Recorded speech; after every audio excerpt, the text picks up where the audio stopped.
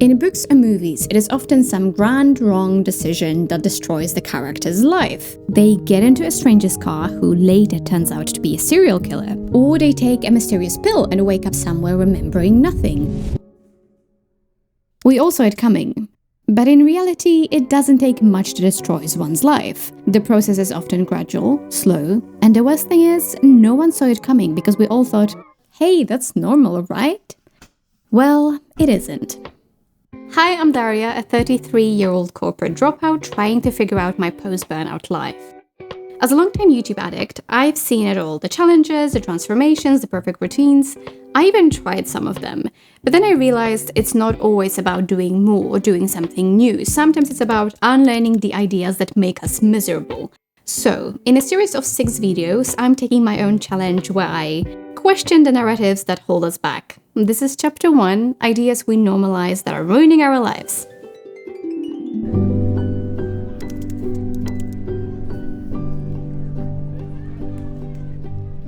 It starts off innocent. You ask ChatGPT what running shoes you should get or what to cook for dinner.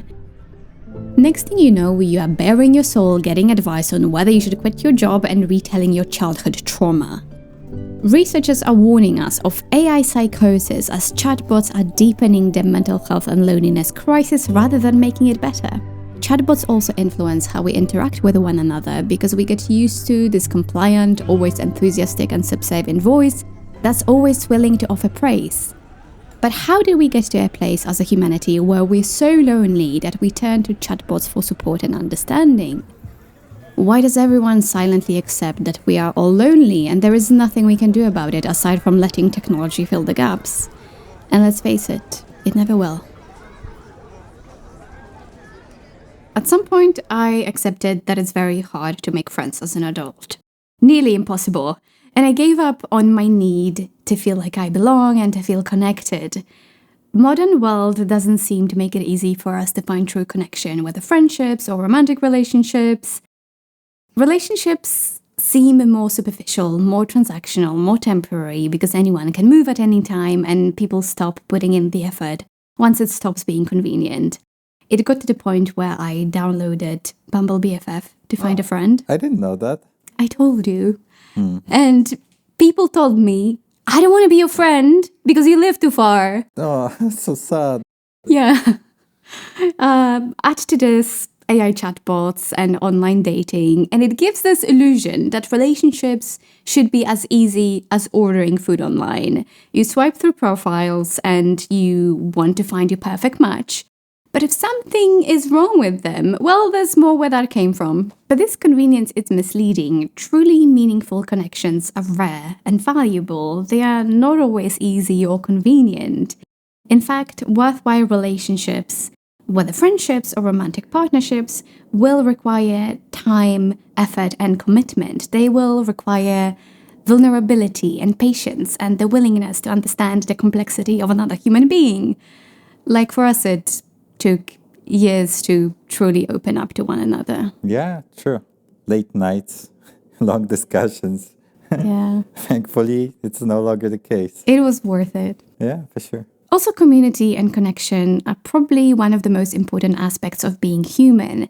We can't always control what is going on in the world, and there is a lot going on right now. But having one another somehow makes this uncertainty more bearable. Humans have always been tribal creatures, and we crave this sense of belonging. I read somewhere that these days everybody wants a village, but nobody wants to be the villager. Everyone wants love and connection and intimacy, but few are willing to work for it. So I no longer want to say, I don't have any friends and that's normal because it's hard to make friends as an adult. It's the big cities, technology.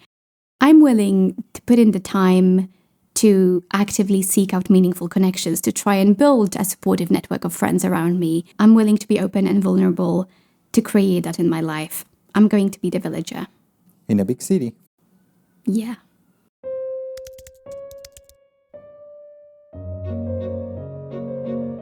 I used to have big dreams, passions, aspirations, and seemingly unlimited energy to just go after it.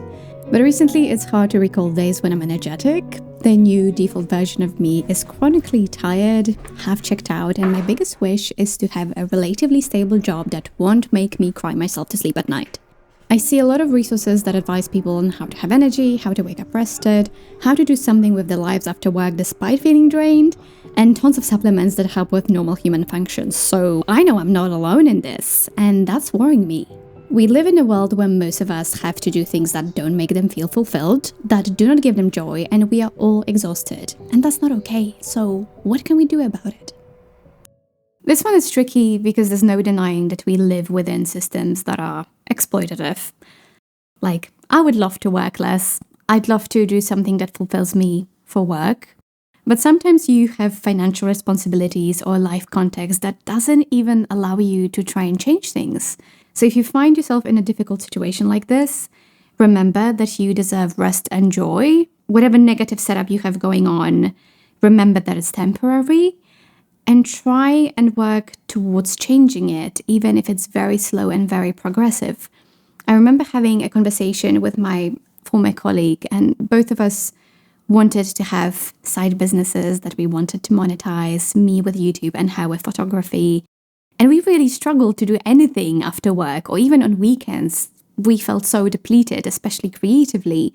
And I remember she said to me, look, if everybody doing a 9-to-5 had the time and energy to do a side business and be successful at it, that would put the whole corporate system at risk. It's way more convenient for them that we are sitting at home and rewatching our favorite show for the third time. I know this can sound very grim, but I think the realization that we live within systems that are rigged against us and built to make us fail can also be liberating. Once you realize that your job squeezes you like a lemon without caring about your happiness or well-being, that almost makes you want to protect at all cost the time and energy that you do have at your disposal. You don't want to waste it on time fillers that monetize your attention and leave you feeling depleted.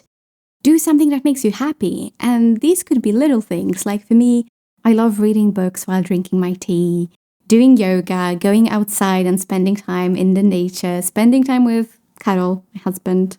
Yay, I made a list. The little things, but they make life worth living.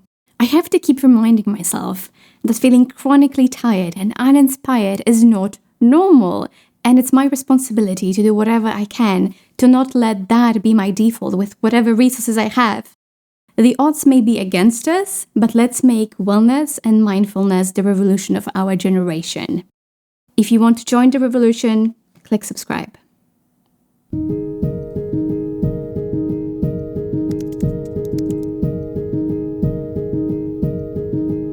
It is 8 p.m. I am exhausted after a long day of work glued to the screen, and the only thing I have energy for is rewatching an episode of The Office. And then, on impulse, I open TikTok or YouTube and my life is about to be transformed. Lose weight without exercising, how I built my $1 million brand while working an hour every week, and my personal favorite, how to be magnetic AF without even trying. I feel like an absolute loser for putting in the work and not getting 1% of the results these guys swear by. I'm the slow but hard-working kid at school who can barely catch up despite trying their best and staying after class. The internet made me feel stupid for even trying. Again. These days, it seems like everyone is looking for a cheat code. There is this idea that there exists a shortcut to fame, success, love, happiness, and that we can all access it. So, when things take time and you have to put in the work, you feel like a loser. I caught myself this year thinking, well, it definitely wasn't an overnight success on YouTube. I've been posting on this platform since 2021. It's like I completely forgot that it's normal to put in the time to work on something that's important to you, to hone in your craft, to get better, to hone in your message. It takes time to build something worthwhile, and it's worth putting in that time. I am not a loser for taking my time and working hard towards something that I care about. And I also think that this mindset that you should get everything fast and effortless is a dangerous one, because, sorry to break it to you, but I don't think you can lose weight that you accumulated over 2 years in 2 months in a healthy way. You can't make up for 5 years of intellectual laziness by listening to one podcast. You can start today and you can decide that you'll change today, but you will have to put in the work. You will have to keep showing up even when you can't see the progress at the beginning. It takes time to build something rewarding and worthwhile, and it takes time to build a life that feels good and not only looks good. And that's okay, despite what the internet tells you. It also feels better. You appreciate it more. Yeah, like the IKEA furniture that you appreciate because you had to put together. Yeah, if I lost weight in 1 week, I would be like, fuck yeah, I can do it again. Like, I'll eat McDonald's now.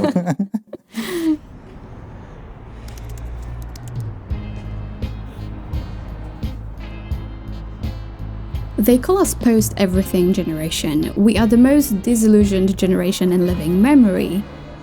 We've lost confidence in democracy. We inherited broken socioeconomic systems. We don't believe in traditional politics. We increasingly question religious organizations, grand narratives, philosophies. We don't even believe in the American dream.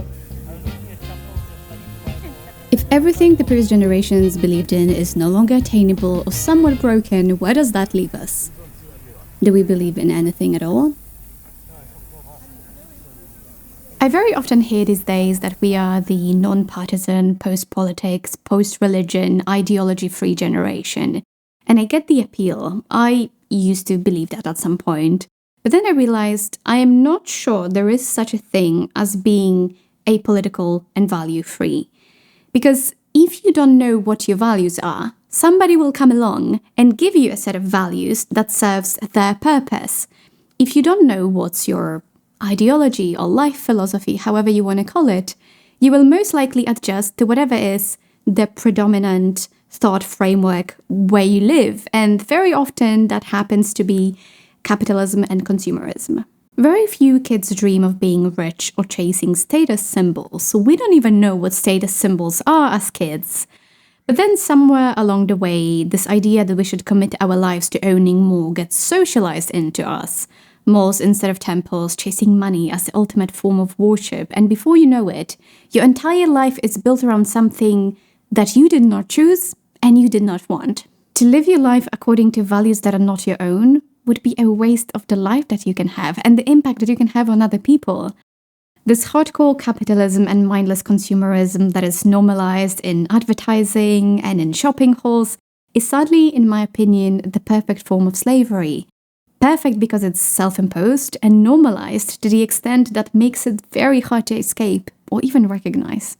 I know that the mistrust of political and social systems is more than justified. Religious and political institutions are far from perfect, and I can't tell you what the core values of your life should be. I can't tell you what you should care about. All that I know is that not choosing and going with the mainstream is a dangerous choice in which you give up even the possibility of having happiness and freedom on your own terms. I want to question the values that my life is built around, and I want true meaning in my life. To quote Viktor Frankl, ultimately, man should not ask what the meaning of his life is, but rather he must recognize it is he who is asked. Great.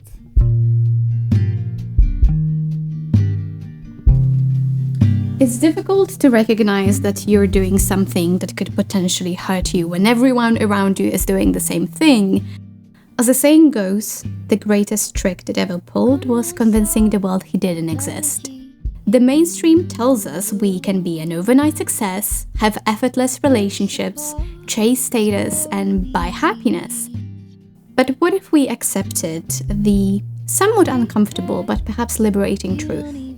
Real success takes time, meaningful connection requires effort and commitment, and genuine joy does not have a price tag. It's not about escaping to some perfect utopian life, but about consciously choosing to build a meaningful one small, difficult, and deliberate step at a time. This is my revolution. I hope you'll join me.